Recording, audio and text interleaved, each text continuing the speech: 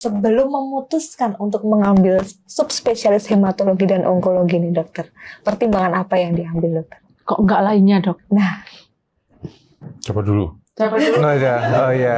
Riset dulu dok.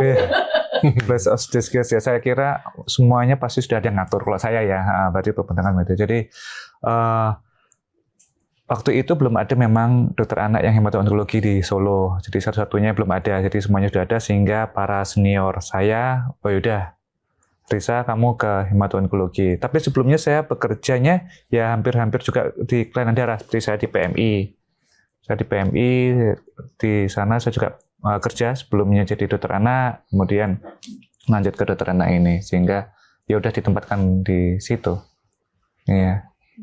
Akhirnya. nah kalau untuk dokter Edi bagaimana dokter? Kalau saya jujur dari SD sampai SMA, cita-cita saya sebetulnya jadi pilot. Wow, Karena bisa jadi dokter. iya, saya jujur saya jadi pilot. Tapi ya seperti Mas Yudha sampaikan, Tuhan punya caranya sendiri untuk mengubah cita-cita saya ingin jadi pilot, akhirnya jadi dokter. Dokternya dokter anak, anaknya kanker anak pula lagi. Seperti itu. Dan ya sebenarnya Tuhan udah persiapkan kalau saya lihat sih sejak dari kelas 2 SD. Saya udah pakai kacamata di kelas 2 SD. Dan pada saat saya lulus SMA itu satu-satunya sekolah penerbangan yang ada di negara ini cuma di Curug, Garuda punya. Dan Curug itu tidak mengendaki siswanya pakai kacamata. Nah, pada saat saya di kelas 2 SD itu si mama cuma bilang, udah nggak apa-apa, kamu masih lama SMA-nya, kamu nanti mama kasih wortel sama tomat. Jadi aku setiap hari itu dicekoi wortel sama tomat, pokoknya merah-merah gitu. Ya. Apa yang terjadi? Lulus tetap aja pakai kacamata. Akhirnya udah mamaku bingung, kamu mau jadi apa di gitu ya? Aku juga nggak tahu mau jadi apa. Nah, pada saat itu aku SMA itu IPA. IPA tuh belajar kimia, fisika, biologi. Fisika aku nggak doyan. Kimia, ya so-so lah. Biologi suka. Biologi belajar apa? Hewan, tumbuhan, manusia. Hewan, tumbuhan, aku nggak suka ilmunya. Sukanya manusia. Manusia, yang belajar manusia jadi apa? Jadi dokter. Udah jadi dokter. Udah, setelah jadi dokter, akhirnya saya lulus, saya kerja di klinik 24 jam. Di klinik 24 jam saya cuma kerjanya tidur, makan, nonton TV, tidur lagi. Ya kan? Soalnya pasiennya dikit, 24 jam pula lagi kan. Belum BPJS. Aku bilang, gua nggak bisa nih hidup kayak gini nih gitu kan. Aku mesti ambil spesialis aja. Saya FK saya swasta, jadi bukan di negeri. Jadi kita ujian negara dulu. Saya ujian negaranya di UGM. Nah, satu-satunya, tapi mau ambil apa gitu ya. Akhirnya saya lihat rapor saya di kedokteran, itu satu-satunya nilainya A itu anak. Akhirnya udah gua ambil anak aja deh. Itu aja udah.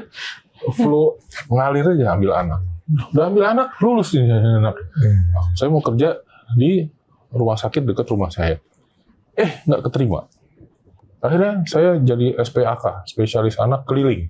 Keliling dari satu klinik Keliling bawa anak. Orang. Kirain keliling bawa anak. Anak ini masih bayi waktu itu. Jadi keliling dari klinik ke klinik. Sampai suatu hari saya masih ingat itu. Itu peristiwanya saya lagi di jalan tol Jakarta BSD. Saya ditelepon sama guru saya, Prof.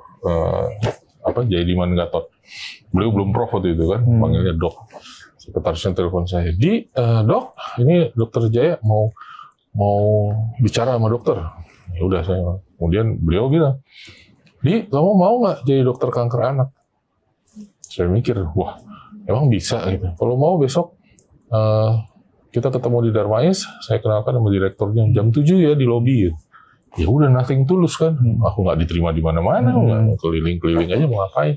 Dan disitulah awal masalahnya saya akhirnya berkecimpung di bidang kanker anak, dan baru sebulan saya masuk. Biasanya kan kalau kerja setahun dulu ya kan ya, baru sekolah. Saya sebulan langsung panggil direktur, saya udah bayarin uang sekolah kamu tinggal sekolah lagi. Jadi saya baru lulus 2003-2004 Mei, saya udah sekolah lagi untuk ambil konsultan saya hemato-onkologi, dan sampai sekarang akhirnya seperti itu. Jadi ya itu jalan kita memang beda, tapi ya kalau saya lihat ya memang itu, kalau ditanya apakah ini keinginanmu? Bukan. Ini keinginan siapa? Keinginan Tuhan. Untuk membantu anak-anak ini. Jadi ya itulah. ngomong apa lagi? Ya, itulah kehendak Tuhan. Itu aja kalau Mas Riza. Kalau kita dulunya kan masih jarang ya dulu ya, kayak yang Iya. tentang anak kanker itu tantangannya itu pasti pertanyaan pertama orang-orang itu, oh emang ada ya kanker pada anak Iya. gitu, mesti begitu. Kita kan kenalnya pada yang dewasa itu kan sudah sering ya, Ya. tapi mesti kalau mau sekolah gitu, Ya. oh, sekolah emang ada ya kanker pada anak sih gitu. Ada. Kamu mukanya juga. Gitu. Download Tribun X sekarang. Menghadirkan lokal menjadi Indonesia.